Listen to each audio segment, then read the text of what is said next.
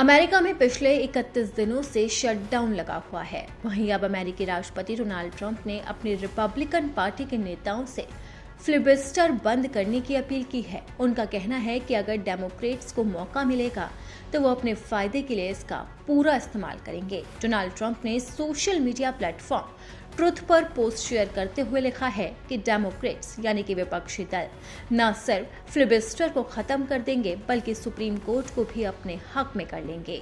वो अमेरिका में 2 नए राज्य और 8 इलेक्टोरल वोट भी जोड़ेंगे। डोनाल्ड ट्रंप ने ट्रुथ सोशल प्लेटफॉर्म पर एक पोस्ट शेयर करते हुए लिखा कि याद रखिए, शूमर शटडाउन के बावजूद डेमोक्रेट्स पहला मौका मिलते ही फिलिबस्टर को खत्म कर देंगे।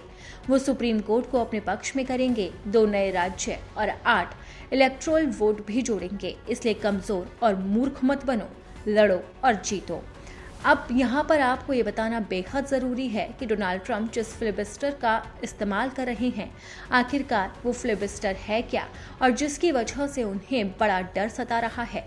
शटडाउन की वजह से डोनाल्ड ट्रंप की टेंशन अब लगातार बढ़ती जा रही है। तो चलिए अब बात करते हैं फिलिबस्टर के बारे में।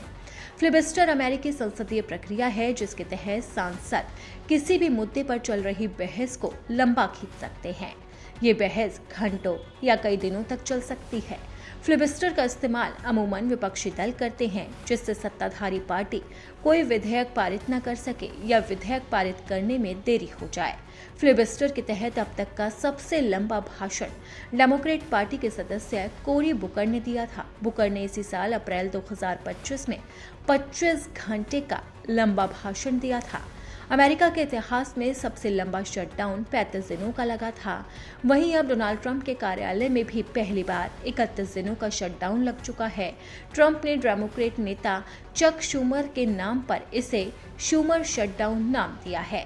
इसी के साथ ही अब अमेरिका के राष्ट्रपति डोनाल्ड ट्रंप की टेंशन बढ़ती ही जा रही है।